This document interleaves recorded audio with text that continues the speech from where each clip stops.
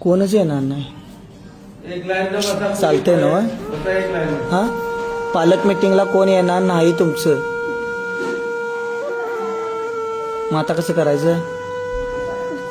पुढच्या पालक मीटिंगला काय ते पुढच्या पालक मीटिंगला येतात काय?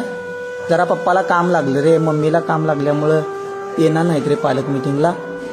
तुला काय प्रॉब्लेम आहे? हा, नुसता गुरु पाहिजे. मोठ्यान बोल की. काय? मला माझ्याकडे काय खायला नाही आणि दुरी गुरु पाहिजे. मी देतो की तुला खाऊ. हा, देऊ ना?